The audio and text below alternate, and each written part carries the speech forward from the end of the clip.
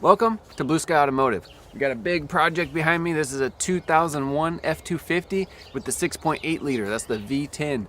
We're going to be pulling heads. The customer had a misfire, took it to the dealer. Dealer diagnosed it as a stuck open exhaust valve on the passenger side, cylinder number 4. So took it to me. I did a quick relative compression test. Sure enough, cylinder number 4 is dead. I did not go any further, whether it's the exhaust valve or not. That is not something I looked into. I just said, hey, you have a dead cylinder. They're probably right. So these are your options. Pull heads. So that's what we're doing. We're pulling both heads. Even though only one side is bad, we're going to heli-coil every single spark plug hole while it's out of the vehicle. And that's a nice, clean job. It'll be 100% fix for the rest of the life of the motor.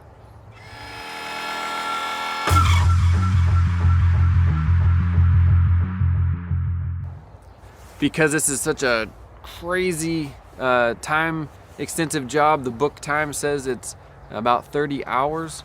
I think it was like 25, but plus the heli-coil and all that kind of stuff. So we're guessing somewhere around 30 hours to do this job.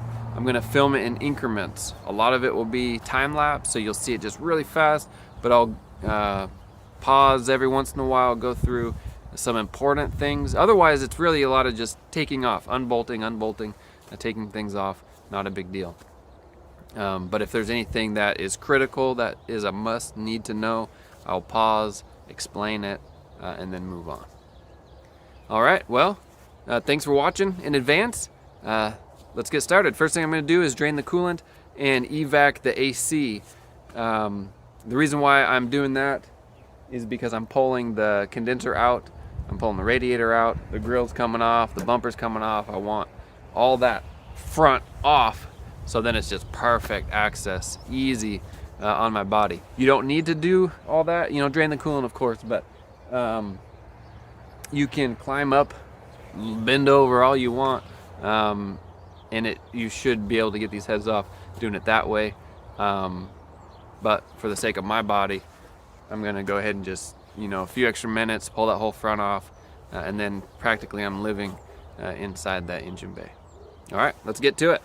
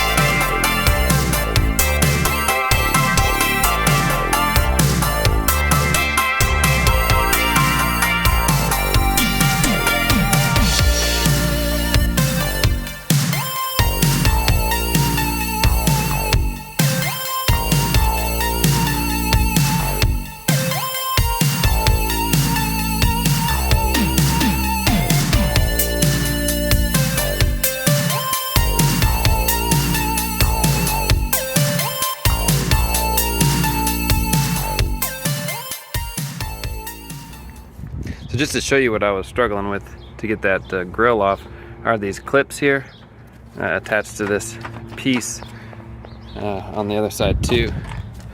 See these clips?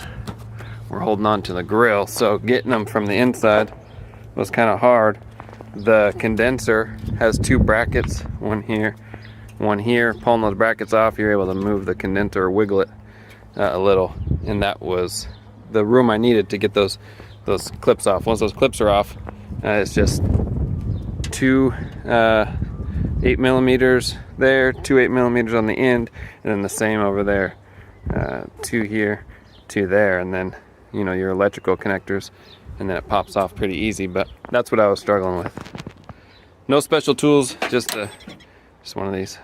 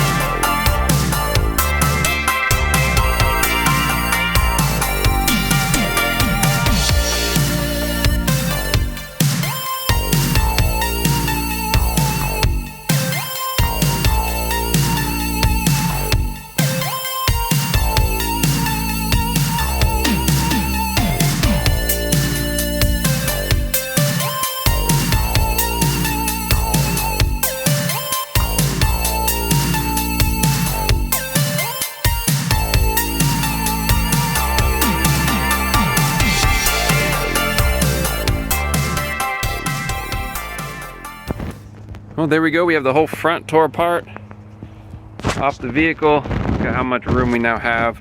We're not bending over anything. We're not climbing up on anything. It's just right there. One thing I noticed here, we'll have to replace this hose in addition, just because it looks like it was rubbing on something, and that's a weak spot. So it'd be a bummer to do all this work, you know, a week or month or whatever. He blows a radiator hose. Best to just do it now. Well, that's going to end this first session. Getting just all this off and exposed is a big win. In the next portion, we're going to start tearing things off the engine. But I'm going to close out here, do a little wrap up real quick, just to highlight some of the things to look out for and watch for. So this wraps up the first little segment of this series on this head job. Just exposing the whole front was the point of this. Some things to keep in mind or to think about: most of the bolts that were taken off is at 8mm. The majority were 8s. There were a couple of 10s. 13mm was in there, but pretty much 8mm did most of this work. There were some clips that were hidden behind, well, not hidden, but hard to get to behind here. I showed you that to get the grill off. Other than that, pretty basic and simple, just pulling things off. Getting the air condenser, the AC condenser out. It is illegal in the United States to vent to the atmosphere. So if your AC is charged, you need either the equipment yourself or have a local shop vacuum it out for you, so that it's empty before you start taking things off on the AC. And with that being said too, because this will be exposed to the atmosphere for a couple of days, we're going to go ahead and replace the desiccant. That's what I'm trying to think of that word. What else? Coolant. A lot of coolant came out, about 4 gallons. It almost filled the 5-gallon bucket of coolant. So you're gonna have a lot of coolant come out of the system. Even after I drained the coolant, pulling that bottom radiator hose off, just be prepared for more coolant to come out. Transmission lines, the cooler lines at the bottom of the radiator, easy to get to, but there's a big nut that you need to hold in order to get the line broke loose. 1 inch, I believe, 1 1/8 was able to hold it, but it was a little loose. But either way, probably a pair of channel locks is, sufficient. Anything else? Not really. It's pretty simple. You're just pulling stuff apart. You're looking at it. To get the grill off, it was best to pull the blinker out. There's just 2 screws at the bottom. That blinker comes out and it exposes those end bolts.